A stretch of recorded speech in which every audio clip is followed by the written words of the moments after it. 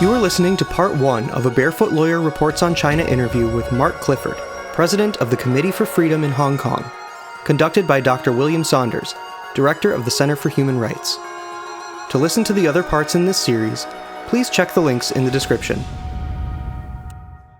Welcome to another edition of the Barefoot Lawyer Podcast. The Barefoot Lawyer, of course, is Chen Guangchen. I'm William Saunders. I'm the Director of the Center for Human Rights at Catholic University here in Washington, D.C. And today I'm interviewing Mark Clifford. We want to talk about Jimmy Lai. And I think most people listening to this podcast have heard of Jimmy Lai, but just tell us who he is and what's happening with him at the moment, Mark. Sure. Well, Jimmy Lai is an incredibly successful businessman, or he was an incredibly successful businessman in Hong Kong, who is now on trial for something that could see him put in prison for life. He's a media owner. He's an outspoken proponent of freedom. He's a deep, devout Catholic, as is his wife, Teresa. And he's a man who's trying to learn how to live freely while he's in jail. We're speaking in early December 2024, and Jimmy's been in jail for more than 1,400 days, almost all of that in solitary confinement. I mean, think about that, 1,400 days where for 23 hours and 10 minutes each day, you are alone in your cell without any natural light. And you might get out for 50 minutes of fresh air, exercise a day, and that's it. And he's now testifying in his national security law case, and he sounds as robust in his defense of human rights, what he calls universal values, as he ever has. We don't have any audio from the court, but I read the words, and it's the Jimmy I know. And he's trying, with the help of his Catholic faith and his wife, Teresa, he's living as a free man. He knows that only Xi Jinping, the leader of China, can decide when he's free physically, but that he can live spiritually, mentally as a free man. And that's what he's trying to do. And it seems that he's doing it successfully. I mean, it's an incredible drama. And I hope people listen to the podcast. This is happening right now in early December. This is incredible drama. It makes me think also when you said he talks about universal values, that's the way Chen Guangchen, if we ask him about, he doesn't usually say human rights, but he says universal values, and then he'll say human rights, the rule of law, constitutional democracy. But it's that idea of universal values, and it's very important, everybody listening. I mean, it unites you to, regardless of your race or your geographic location or anything else, these universal values, one of which is the dignity of the human person. So Jimmy's standing up for that. He, as you said, he's on trial now, Mark, but he was supposed to be on trial, I think, in the spring. But as I recall, it got continued, and he's been brought back.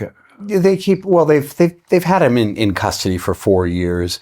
The national security law that he's being tried under has penalties of 10 years to life. He's 76 years old, and even 10 years is tantamount to a life sentence. They keep delaying the trial. They've also convicted him on a number of bogus charges. Let's see, one was incitement to riot, and what he did was attend he went to Victoria Park, the site of Tiananmen massacre commemorations every June 4th in 2020 during the COVID epidemic, and they had prohibited a commemoration. He stepped out of his car, he lit a candle in commemoration, he said a prayer, he stayed 15 minutes, he didn't talk to the media, he didn't talk to anyone, he got back in his car.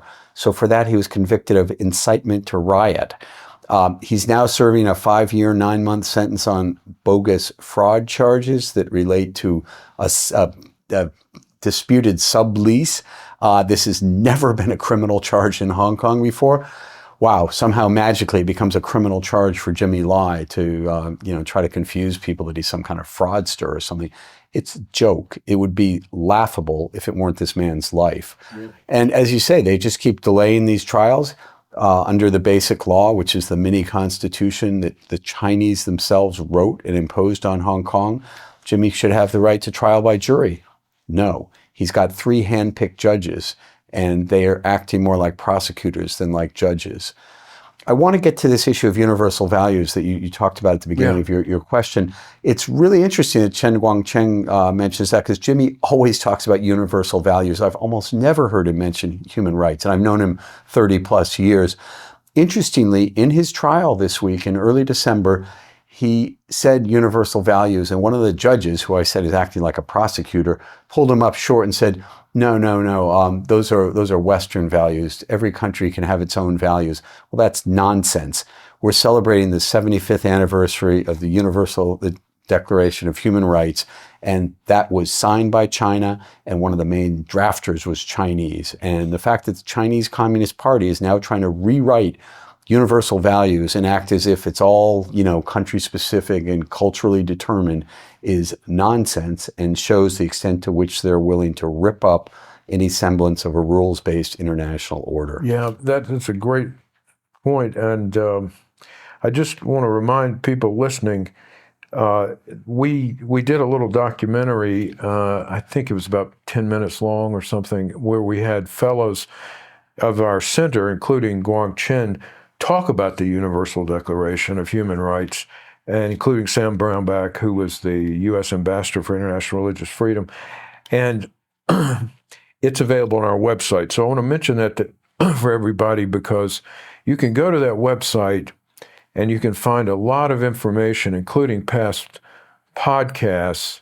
And before I forget, I want to mention that when they had the aborted trial, or the delayed trial in the last year anyway, Father Robert Sirico was there, and he discussed it with us on our podcast, which people can find on the website. And you mentioned in your book, I don't know if I mentioned the book. If I didn't, Mark's book is called The Troublemaker, which is interesting, how Jimmy Lai became a billionaire, Hong Kong's greatest dissident, and China's most feared critic.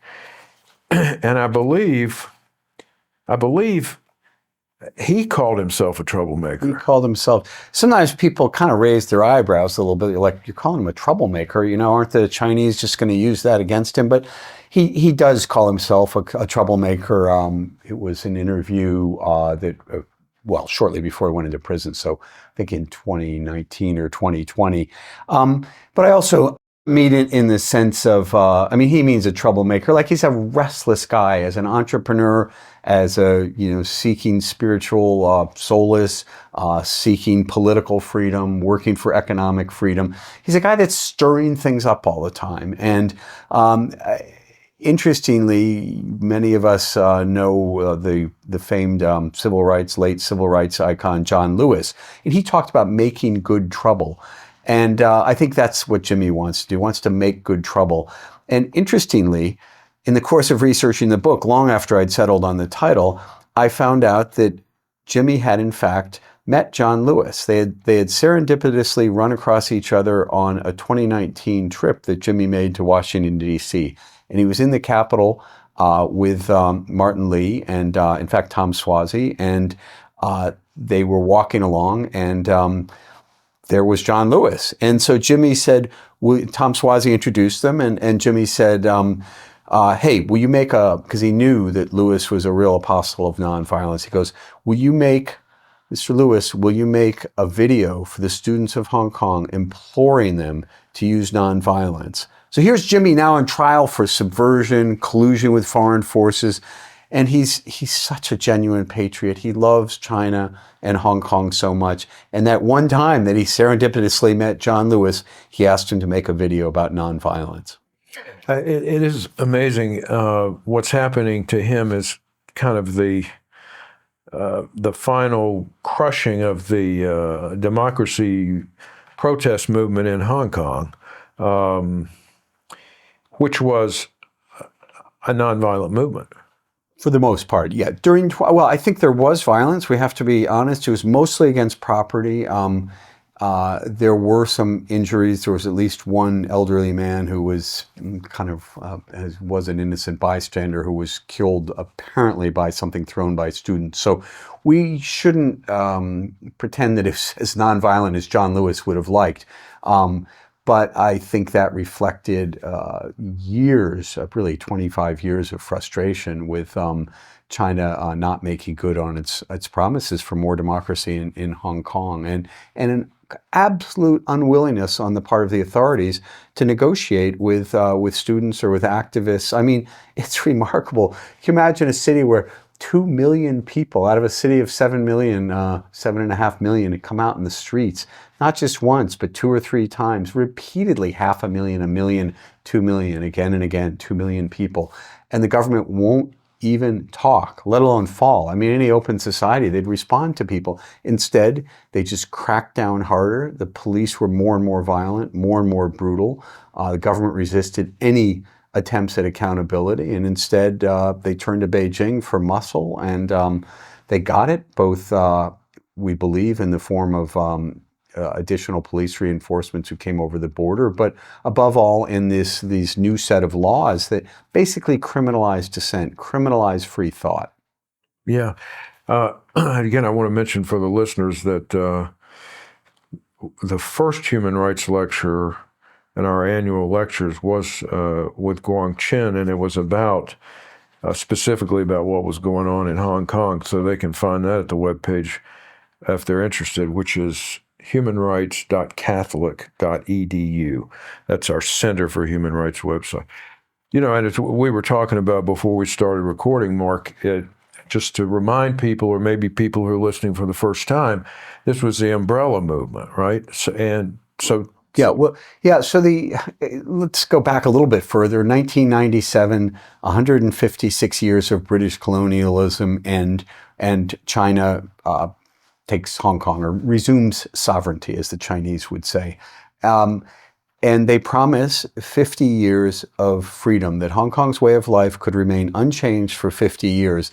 There would be freedom of press, freedom of worship, freedom of assembly, all the freedoms that we have in an open society. Not only that, there'd be more. There'd be a move towards universal suffrage and full democracy, which had been limited during the British period.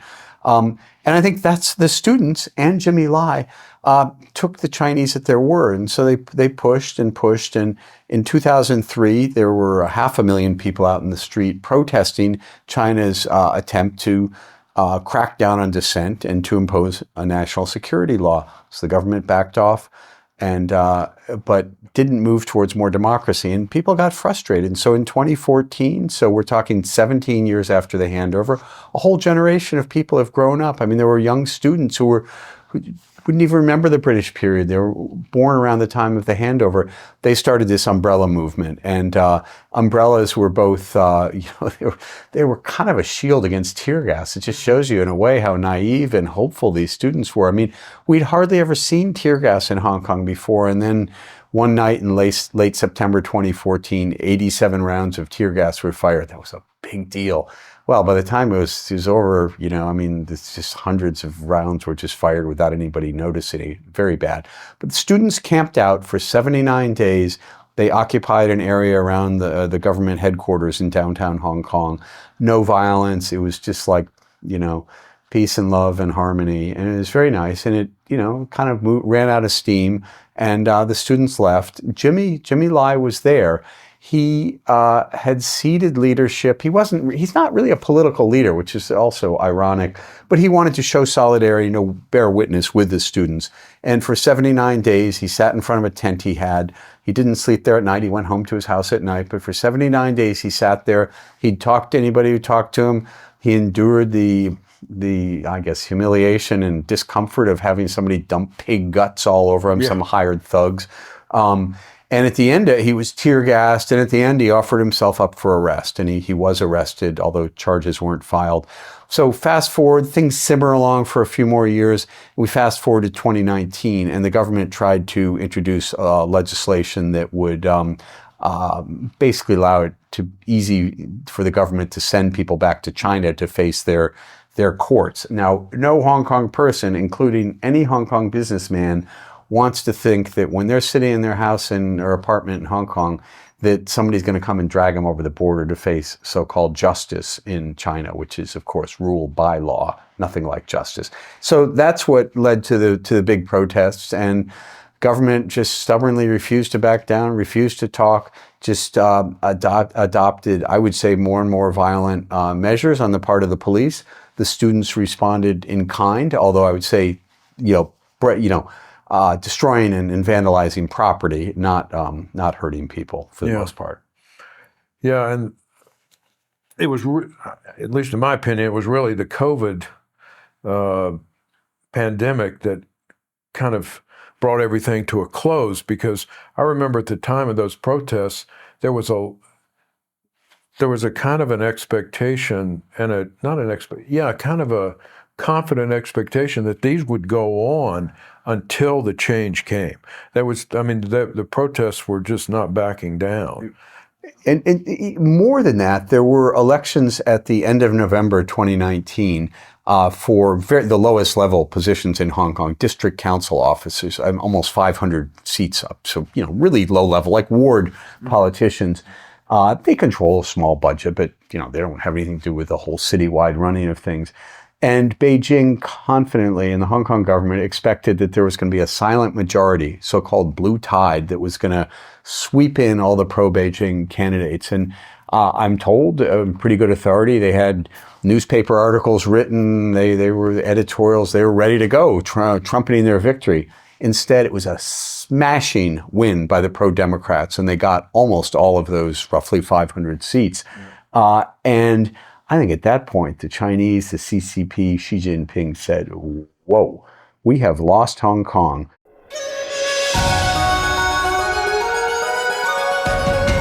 The Center for Human Rights is hosting a student essay contest with a grand prize of $4,000. To learn more, please visit our website at humanrights.catholic.edu.